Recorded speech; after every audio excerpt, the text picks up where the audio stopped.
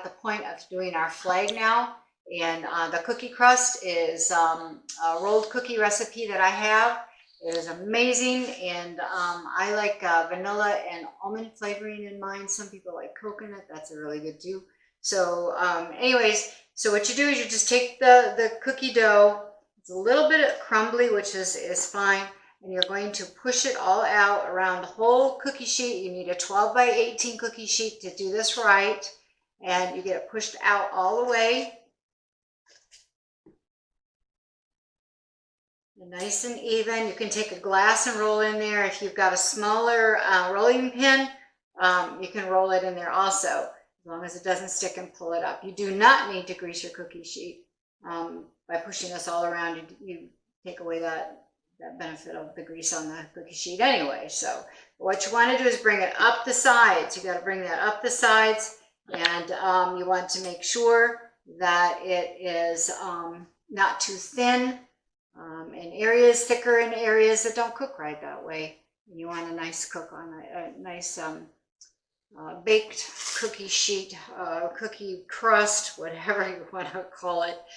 But there's a little trick I learned to get a nice line along here. What you're going to do is you take the bottom of this and you shove that down, and it fixes that right up. Brings that up, push your fingers down. You end up with a really nice look on that crust. And add some in there if it's not thick enough. Okay. And you don't end up with that belly on there. You end up with a nice ledge all along there. Looks and bakes right too. The whole idea is so that the Jell-O don't go down behind the crust when you go to pour it in.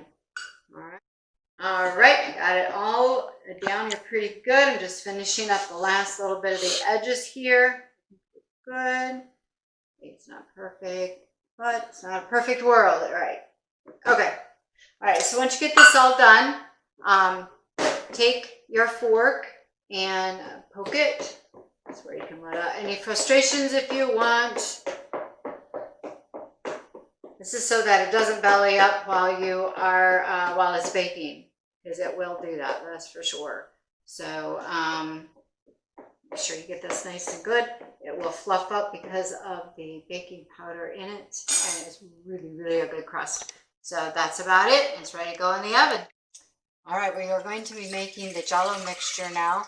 It's 3 cups of water, 2 cups of sugar,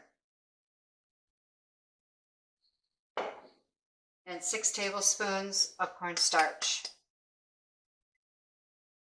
Go ahead and turn your burner on.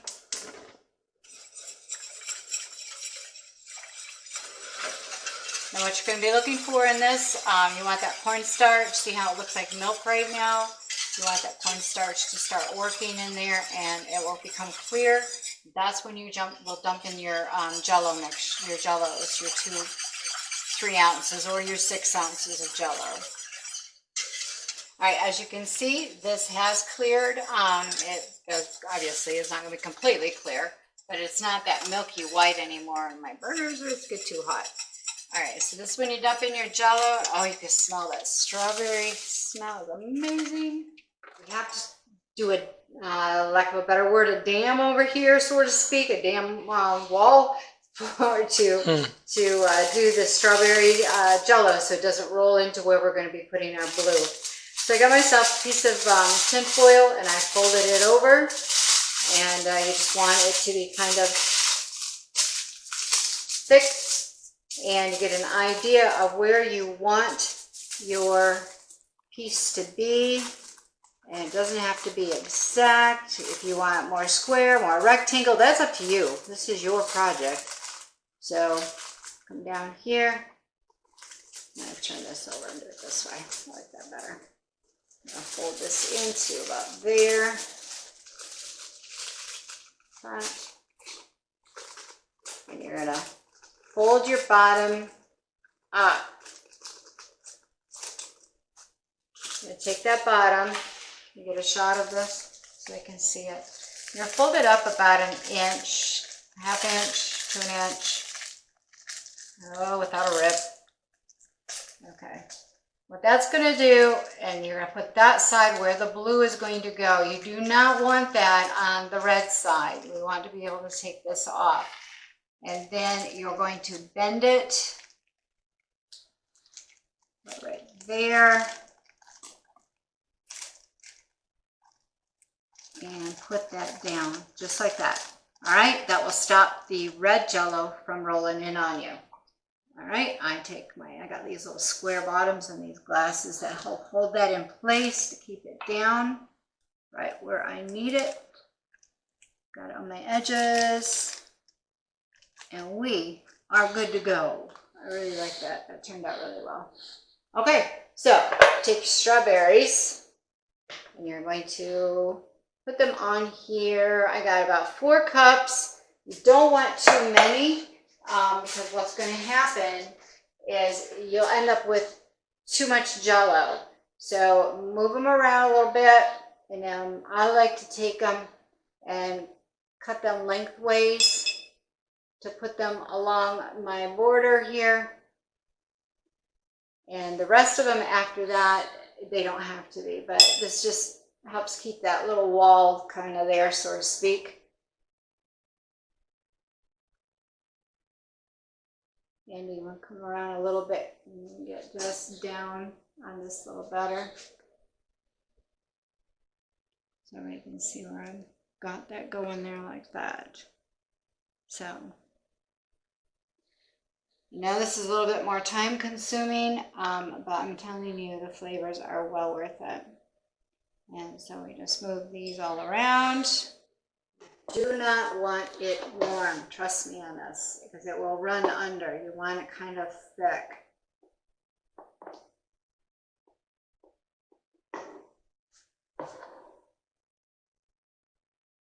I start out on my edges over here and gently pour.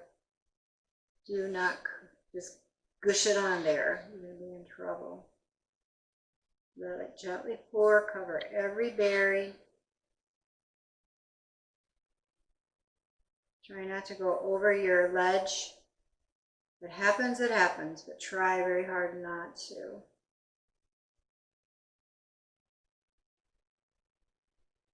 And once you do this, you get it right into the refrigerator to let it set. As you can see, it's not running very far. When I put it on this edge, it doesn't run too far because it's thick enough and cool enough. All right, here's the moment of truth. Did our little wall or tinfoil wall work or not? This is where you make sure there is no jiggle in the Jell-O at this point. And just take your knife and gently run it along. You're not cutting a crust or anything. You're just gently going to run it along the wall. If I did it right, it will hold. If I didn't do it right, it's going to fall in. We'll see what we got. Not bad, not bad, not bad. See that little ledge we have right there? All the way around. That is cool. That is cool. So we can throw that away. Woohoo, the plan does work. It did seep under just a tad, so which means my Jell-O wasn't quite thick enough. Nobody's gonna know. So this is where you put all your blueberries in. Cold and thick, almost too thick. Let it get a little too thick.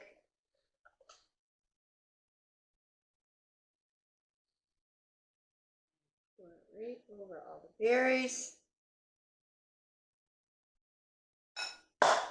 See another stem. I missed all these stems. Good gracious. So yes, the blue is a little bit thicker than I would like to work with, but it's not, it's going right where it's supposed to go anyways.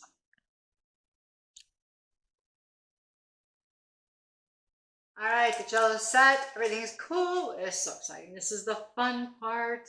All right, we could just take our tape measure. I keep a kitchen measuring tape here, and we're going to mark it every 2 inches and mark on each side. And here, keep going. and move it over, circle a little bit, and mark it again every 2 inches down.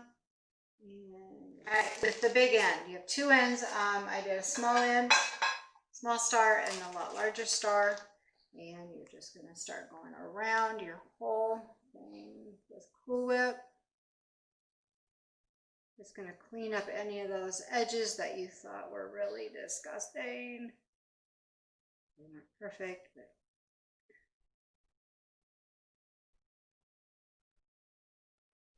all right. We'll give ourselves some stars.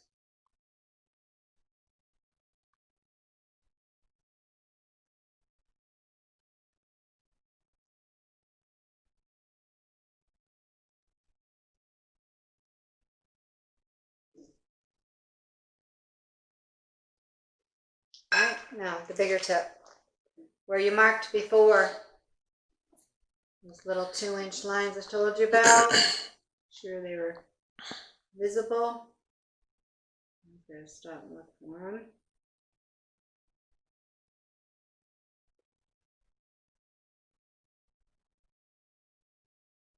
This way you don't have to keep a dish of Cool Whip out for your guest. You have one available, but if you're outside, you don't want to worry about the Cool Whip being out in the warmth. This already has it on there.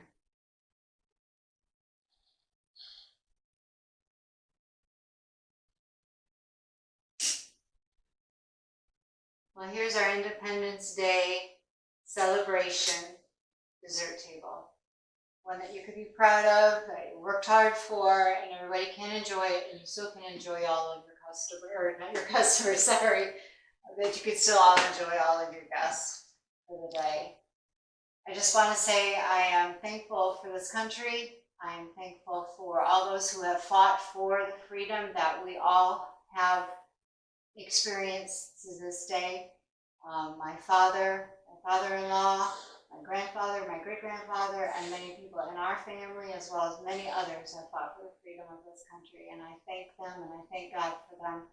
And I thank God for this country that's amazing. And I just wish, and I wish many blessings on every one of us this Independence Day, celebrating the independence and the freedom that this country gives us. May you all enjoy.